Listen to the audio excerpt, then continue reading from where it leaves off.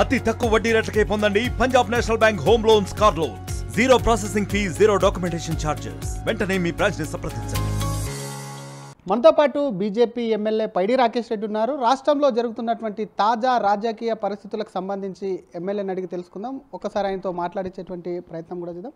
MLA గారు, చూస్తున్నాం ఒకవైపు ఏసీబీకి సంబంధించి కూడా కేటీఆర్ విచారణ జరుగుతుంది. కేటీఆర్ వెళ్తూ మాట్లాడారు, తను ఏ తప్పు చేయలేదు, రాష్ట్రానికి రాబడి తెచ్చాను కానీ నయా పైసా ఎక్కడ కూడా అవినీతి చేయలేదని చెప్పినటువంటి సిచ్యువేషన్ ఉంది. ఏం చెప్తారు?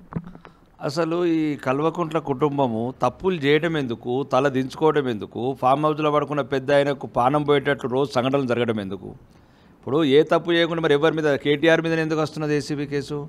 ఆయనతో పాటు 18 మంది మంత్రులు ఉన్నారు. 18 మంది మంత్రుల మీద ఎవరి మీద రావట్లేదు ఏసీబీ. కాబట్టి తప్పు చేశారు. మీ సోదరి తప్పు చేసింది కాబట్టి మీరు అంటే తప్పులలో మరి చేశారా, లేకపోతే ఏ రకంగా మీరు అనాలోచితంగా ఆలోచించారా, అధికారం శాశ్వతం అనుకున్నారా? మొత్తానికి మాత్రం ఒక బాధాకరమైన విషయం ఏంటంటే, మన పెద్ద ఆయన్ని అంటే కేసీఆర్ గారిని వీళ్ళు ఏదో రకంగా ఫామ్ హౌస్లోకి వెళ్ళి బయటికి రానియకుండా ఆరోగ్యం మొత్తం పాడైందని చెప్తున్నారు ఈ ఇద్దరి కొడుకు కూతురు వల్ల.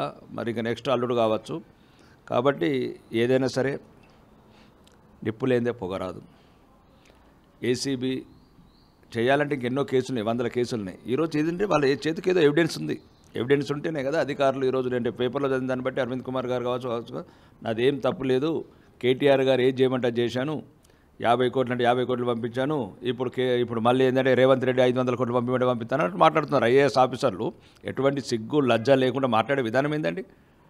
ఏ ప్రధాన బాధ్యతలు ఐఏఎస్ చదువుకున్న దీని గురించేనా అరవింద్ కుమార్ గారు? అరవింద్ కుమార్ కావచ్చు, మిగతా ఐఏఎస్ అధికారులు ఇదా స్టేట్మెంట్ ఇచ్చేది? మేము మాదేం లేదు, కేటీఆర్ చెప్తే మేము పంపించాము. మరి ఇప్పుడు రేవంత్ రెడ్డి పంపిస్తాడు, పంపి ఎవరు సొమ్ము ఎట్లా పంపిస్తారో తర్వాత మీ సంగతి కూడా ఉన్నది. బీజేపీ వచ్చినాక వీళ్ళందరి సంగతి చూస్తాం మేము. బిజినెస్ రూల్స్ పాటించాల్సింది కేటీఆర్ కూడా పాటించలేదు. అధికారులు మరి బిజినెస్ రూల్స్ తెలియదా ఈ ఫండ్ పంపించేటప్పుడు? మరి అధికారులకు ఎందుకు తెలియదు అంటున్నాను. అధికారులం ఎందుకు అంటున్నాను. లేకపోతే ఆ ఓలా టెక్స్ నడిపించే వాళ్ళు ఉన్నారు, ఎంతోమంది ఉన్నారు, వీళ్ళకన్నా మంచి వెల్ ఎడ్యుకేటెడ్ ఉన్నారు, ఇంటలెక్చువల్స్ ఉన్నారు, ఉద్యోగాలు లేక నిరుద్యోగులు రోడ్ల మీద ఉన్నారు, వాళ్ళని పంపిస్తాము అరవింద్ కుమార్ గారి ప్లేస్లోకి. ఈ బిఎల్ రెడ్డి గారు ఉన్నారు, వాళ్ళ ప్లేస్లోకి పంపిస్తాం. ఇదంతా ముఖ్యంగా కేటీఆర్ గారు ఎంత పెద్ద తప్పు చేశాడో దానికన్నా ఎక్కువ తప్పు అధికారులు చేశారు. అందరినీ కఠినంగా శిక్షణిస్తేనే భవిష్యత్తులో భయపడతారు అధికారులు కూడా ఇట్లాంటి తప్పుడు పనులు చేయడానికి. రాజకీయ నాయకులు చెప్పినా ఎందుకు చేయాలా? మీకు ఒక బిజినెస్ రూల్స్ ఉన్నాయి, కాన్స్టిట్యూషన్ ఉన్నది, ప్రజలు మిమ్మల్ని నమ్ముకున్నారు. వీడెంత రాజకీయ నాయకులు ఎంత 5 సంవత్సరాలు ఉంటాడు, పోతాడు బోడిగాళ్ళు. మీరు 35 సంవత్సరాలు ఉండాలా. ప్రజలు మిమ్మల్ని నమ్ముకొని మీకు ఒక మంచి ఉన్నతమైన ఉద్యోగాలు ఇచ్చారు. 35 సంవత్సరాల వరకు మీకు వసతి, ఏసీలు, మంచి లక్షల ఉద్యోగాలు, రేపు తెల్లారి మీ పిల్లలకు సౌకర్యవంతమైన జీవన విధానము, మీ కుటుంబాలకు ఇంత 35 సంవత్సరాలు పేద ప్రజల పనులతో మీరు ఎంజాయ్ చేసుకుంటా ఈరోజు కేటీఆర్ చెప్పిండంటావు, రేపు తెల్లారి రేవంత్ రెడ్డి చెప్పిండంటావు, బట్టి విక్రమార్క చెప్పిండంటావు, లేకపోతే ప్రజల సొమ్ము ఇష్టం ఉన్నట్టు పంపించినట్టు విదేశాలకు. కాబట్టి దీంట్లో ఇంకా కఠినంగా చర్యలు తీసుకోవాలి ఏసీబీ. దర్యాప్తు కూడా ఇంకా మంచి ఆనెస్ట్ అండ్ డైనామిక్ ఆఫీసర్ని ఇన్వాల్వ్ చేయాలి. దీంట్లో రాజకీయాలకు అతీతంగా దీన్ని దర్యాప్తు చేయాలని కోరుకుంటున్నాను. ఆఫీసర్లు సరిపోరంటారా ఏసీబీకి? వాళ్ళే చెప్తున్నారు కదా. అంటే మేము ఏమంటున్నారు, ఆయన కేటీఆర్ గారు చెప్తే పంపించండి. ఇప్పుడు ఎటువంటి వస్తారు వీళ్ళు కూడా రేవంత్ రెడ్డి చెప్పినట్లే చేస్తున్నారు. కాబట్టి మా సెంట్రల్ సంస్థలకి ఇవ్వండి, దర్యాప్తు సంస్థలకు, సిబిఐకి ఇట్లా అన్నీ సెట్ చేస్తాము. మీరు ఎట్లనే మీ ఇతనే చెప్తున్నారు కదా, మేము ఆల్రెడీ చేతలు ఉడికిపోయినాము, చావలేదు. ఇక్కడున్న రాజకీయ నాయకులు, అవినీతి పరులు, వీళ్ళు ఏం చెప్తే చేస్తున్నామంటున్నారు. ఇలా ఒక ఉద్యోగ ధర్మానికే కలంకం ఇట్లాంటి వ్యక్తులు. కాబట్టి ఇది ఇట్లా కూడా కాదు. ఇప్పుడు కూడా రేవంత్ రెడ్డి గారు ఎట్లా చెప్తారు, దీని ఆఫీసర్లు ఉన్నారు. కాబట్టి న్యాయం, దర్యాప్తు స్వచ్ఛందంగా జరగాల, నిజాయితీగా జరగాలంటే సెంట్రల్ దర్యాప్తు సంస్థలు అయితేనే పర్ఫెక్ట్గా ఉంటుంది. కాబట్టి ఎట్లయితే ఈడీ లైన్లోకి దిగిందో ఏసీబీని కూడా సిబిఐకి ఇవ్వండి, పర్ఫెక్ట్గా దర్యాప్తు చేస్తాం. ఎలాంటి చర్యలు తీసుకోవాలి అట్లాంటి చర్యలు తీసుకుంటాం. కేటీఆర్ గతంలో ఈ కేసుకు సంబంధించి కూడా ఒక లొట్టాపీస్ కేసు అంటూ కొట్టిపడేశారు. కోర్టుకు కూడా వెళ్ళనన్నారు. ప్రస్తుతం క్వాష్ పిటిషన్ హైకోర్టులో వేసారు, కొట్టేసింది. సుప్రీంకోర్టు కూడా వెళ్ళినటువంటి సిచ్యువేషన్ ఉంది. కానీ సుప్రీంకోర్టు రేపు విచారణకు బెంచ్ ముందుకు తీసుకొని 15th తీసుకుంటున్నారు. దీనిపైన విమర్శలు వస్తున్నాయి. అసలు కేటీఆర్కు సంబంధించిన తీరును మీరు ఎట్లా చూస్తారు? వీళ్ళకి ఒకటి ఏదండి, చట్టాలను చెరబట్టడం అలవాటైంది ఆ కుటుంబానికి, న్యాయాన్ని చెరబట్టడం అలవాటైంది. 10 సంవత్సరాల అహంకారపూరితమైన ఒక పరిపాలన చేసిన తర్వాత ఇంకా మేము ఏం చెప్తే అదే నడుస్తుంది అనుకున్నారు. తెలంగాణ ప్రజలని అమాయకత్వాన్ని ఆసరా చేసుకొని ఎట్లయితే ఎన్ని దురాగతాలు చేశారో తెలంగాణలో, ఇప్పటికి కూడా అదే అహంకారంతో మాట్లాడుతున్నారు. నువ్వే తప్పే చేయకపోతే నీకు తెలిసింది నువ్వు సహకరించు, ఎట్లయితే అధికారులు సహకరిస్తున్నారో నువ్వు సహకరించు. నువ్వు చేసింది కరెక్టే అనుకుంటే నేను వదిలేస్తారు. ఇట్లా ఎంతో ఏసీబీ ఏంది, ఏసీబీలు అంటే 100 కేసులు దర్యాప్తు చేస్తుంది. మీరు మిమ్మల్ని పిలుస్తుంది, నన్ను పిలుస్తుంది, దర్యాప్తులో వారు అడిగిన ప్రశ్నలకు సమాధానం చెప్తే మన తప్పులేనంటే వాళ్ళే వెళ్ళిపోమంటారు. ఇంత భయం ఎందుకు? కోర్టుల చుట్టూ నువ్వు పెట్టే అడ్వకేట్ల ఖర్చు చూస్తే తెలిసిపోతుంది తెలంగాణ సమాజానికి మీరు ఏ రకంగా తప్పులు చేశారని. ఈ 55 కోట్లు అనేది ఒకటి చిన్న ఇది కుట్రలో భాగం, బీఆర్ఎస్ కాంగ్రెస్ కుట్రలో భాగం. సుమారు తక్కువ ఫిగర్ చెప్పింది అంటున్నారు 55 కోట్లనే. సుమారు 5 లక్షల కోట్ల అవినీతి జరిగింది తెలంగాణలో. 5 లక్షల కోట్లు నేనే చెప్తున్నాను ఇప్పుడు బహిరంగ. వాళ్ళు నేను చెప్పడం ఏంది, ఉప ముఖ్యమంత్రి గారు తెలంగాణ అసెంబ్లీలో చెప్పాడు 2,50,000 కోట్లు కుంభకోణం ధరణిలో జరిగింది. ఈ ఉత్తమ్ కుమార్ రెడ్డి గారు ఇరిగేషన్ మంత్రి గారు అన్నారు 1,00,000 కోట్ల అవినీతి, సుమారు 90,000 కోట్లలో సుమారు ఒక 50,000 కోట్ల అవినీతి జరిగింది. దేనికి వనికిరాదు ప్రాజెక్టు కాళేశ్వరం ఆయన. ఇక ఏమంటారు, మిషన్ భగీరథలో 20,000 కోట్ల అవినీతి జరిగింది మంత్రులు చెప్తున్నారు. మిషన్ కాకతీయాలో సుమారు ఒక 15,000 కోట్ల అవినీతి జరిగింది. అంటే పూడికలు అంటే సుమారు లక్షల కోట్ల అవినీతి జరిగింది. అది విద్యుత్ టెండర్లలో కావచ్చు, విద్యుత్ ప్రాజెక్టులలో కావచ్చు, ఔటర్ రింగ్ రోడ్లో కావచ్చు, తెలంగాణ రాష్ట్ర వ్యాప్తంగా 33 జిల్లాలల్లో ఈ అవినీతి లెక్క కడితే సుమారు 10 లక్షల కోట్లు దాటుతుంది. వీళ్ళు ఏదో ఒప్పందాలు జరుగుతలేవన్నట్లే ఒకరికొకరికి. కేసులు మాఫియాలు ఎట్లంటే టెలిఫోన్ ట్యాపింగ్. ఏమైంది టెలిఫోన్ ట్యాపింగ్? 13 నెలలు అయింది అధికారంలోకి వచ్చి. వీళ్ళే ఇంటున్నారు కాంగ్రెస్ మంత్రులు ఏమేమి మాట్లాడో, రోజు ముసుగు పెట్టుకొని సినిమా తారలై ఆ తారలై మోడల్స్ వీళ్ళే ఇనుకుంటే ఎంజాయ్ చేస్తున్నారు తప్ప తెలంగాణ ప్రజల బయట పెట్టండి.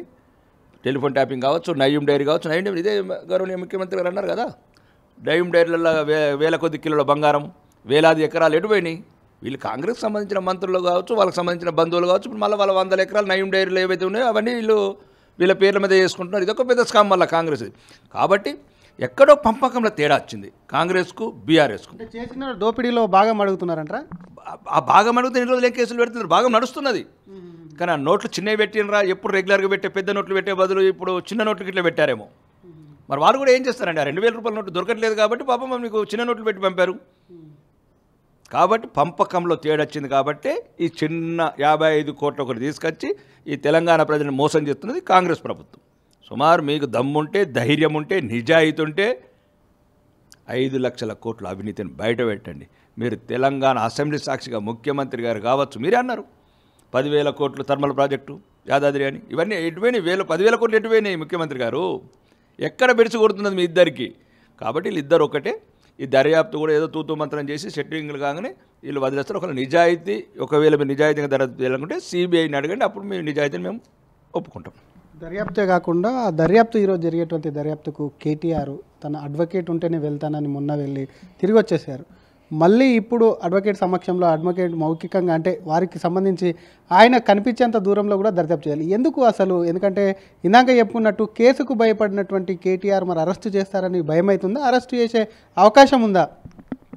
అవకాశం 1000% ఉంది. ఓటుకు నోటు కేసు ప్రస్తుత ముఖ్యమంత్రి మర్చిపోలేదు. చెర్లపల్లిలో పెట్టే అతనే చెప్పాడు కదా, చెర్లపల్లిలో చిప్పకూడు నేను మర్చిపోలేదు అని. దానికి సమాధానమే ఈ కేసు. క్విడ్ ప్రో గ్రీన్కో కంపెనీకి సంబంధించి తప్పుకుంది గతంలో ఈ రేస్ నుంచి కూడా. దానికి సంబంధించి ఎందుకు అసలు గ్రీన్కో కంపెనీ తప్పించుకుంది? ఆ కంపెనీ పార్టీలకు బాండ్ల రూపంలో కూడా ఎన్నికల బాండ్స్ కూడా ఇచ్చింది, అలా బీఆర్ఎస్కే ఎక్కువ ఇచ్చిందని చెప్పి కూడా ఒకవైపు కాంగ్రెస్ నేతలు కానీ అధికారులు కూడా ఎందుకు వాళ్ళ నుంచి ఎంత తీసుకున్నారు, ఎంత క్విడ్ ప్రో జరిగిందన్న కోణంలో కూడా ప్రశ్నిస్తున్నటువంటి సిచ్యువేషన్. దాని మీద ఏమంటారు? ఫస్ట్ గ్రీన్కోనే కాదు, ఇంకా రెడ్ కోల్ ఉన్నాయి, ఎల్లో కోల్ ఉన్నాయి, బ్లూ కోల్ ఉన్నాయి. తెలంగాణ వచ్చిన 13 నెలల్లో సుమారు ఈరోజు 30 రాష్ట్రాలలో లేని అవినీతి ఈ రాష్ట్రంలో జరుగుతుంది. తెలంగాణ ప్రజల మళ్ళా రక్తం మళ్ళా ఇలా ఎందుకంటే కాంగ్రెస్ వాళ్ళకి పెట్టుబడి అయిపోయింది. ఇక్కడ వేలాది కోట్ల అవినీతి చేయటము, ఆ సూటు కేసులని ఢిల్లీ పెద్దలకు పంపించటము. చూడండి, మీరు వారానికి ఒకసారి వస్తారు వీళ్ళు ఢిల్లీకి వెళ్ళి. ఇంతకుముందు కనబడని అగ్గుపడని నాయకులంతా కాంగ్రెస్ పెద్దల ముసుగుల, ఢిల్లీ పెద్దల ముసుగుల రావటం, స్పెషల్ ఫ్లైట్లో బ్రీఫ్ కేసులు బేగంపేటకి తీసుకుపోవటం. ఇది తెలంగాణ ప్రజల దౌర్భాగ్యం. వీళ్ళ కర్మ అని అనుకుంటున్నారేమో. మేము వదలం మిమ్మల్ని.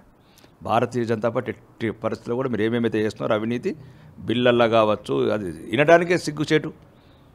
అప్పుడు 5% అంటే ఇప్పుడు 14%కి వెళ్ళిపోయిందంటే ఎక్కడ కాంట్రాక్టర్లు బతారు? ఇక్కడ ప్రతి చోట బిల్డర్లను బెదిరిస్తే కన్స్ట్రక్షన్స్ ఆగిపోయినాయి, రియల్ ఎస్టేట్ని బెదిరిస్తే రియల్ ఎస్టేట్ ఆగిపోయినాయి, వ్యాపారులను బెదిరిస్తే జీఎస్టీ ఆగిపోయింది. ఇంకా ఏం చేయాలనుకుంటారు రాష్ట్రాన్ని? 10 సంవత్సరాలేమో ఆ కుటుంబ పరిపాలన వల్ల రాష్ట్రాన్ని మొత్తం అప్పులమయం చేశారు, అధోగతి చేశారు. ఇప్పుడు వీళ్ళు వచ్చిన తర్వాత ఎక్కడుంది? రోజు ఒక డైవర్షన్ చేయటము, ఒకటేదో అల్లు అర్జున్ పట్టుకొని ఒక 15 రోజులు నడపడము, లేకపోతే హైడ్రాని పేదలు ఇల్లు కూలగొట్టడం ఇట్లాంటి సంఘటనల ద్వారా రాష్ట్ర వ్యాప్తంగా దీన్ని డైవర్షన్ పాలిటిక్స్ చేస్తున్నారు. ఈ అవినీతి పరిపాలన అంతమొందించాలంటే తెలంగాణ ప్రజలు జాగృతం కావాలని కోరుకుంటున్నాం. ఇప్పటికే మీరు కాళేశ్వరం అన్నారు, ఫోన్ ట్యాపింగ్ అన్నారు, వీటన్నిటిని డైవర్షన్ అని అంటున్నారు. మళ్ళీ ఇప్పుడు ఒకవేళ ఈ కార్ రేసుకు సంబంధించి కూడా రాష్ట్ర ప్రభుత్వం సరైన చర్యలు దాంట్లో న్యాయం జరగలేదనుకుంటే బీజేపీ ఏం చేయబోతుంది అసలు? ఇప్పుడు బీజేపీ ఒకటేనండి, ప్రజలను చైతన్యపరుస్తాం ప్రధాన ప్రతిపక్షంగా. ఎందుకంటే వీళ్ళు ఇప్పుడు కేసులతోనే ఇంకా 5 సంవత్సరాల వరకు కేసులతోనే కోర్టుల చుట్టే తిరగాల్సింది ఆ కుటుంబం, రాజకుటుంబం ఏదైతుందో. కాబట్టి ఇంకా ప్రజల పక్షాన పోరాడాల్సింది మేము. ప్రజల సమస్యలను ఇప్పుడు ఇంతవరకు వాళ్ళు ఏదైతే 6 గ్యారెంటీలు చెప్పి మొత్తము పంగనామాలు పెట్టారో తెలంగాణ ప్రజలకు, ఆ గ్యారెంటీల మీద, ఆ తెలంగాణ ప్రజలకు కావాల్సిన వనరుల మీద, అభివృద్ధి మీద మేము ఫోకస్ పెట్టాల్సింది భారతీయ జనతా పార్టీ ప్రతిపక్ష పాత్రగా.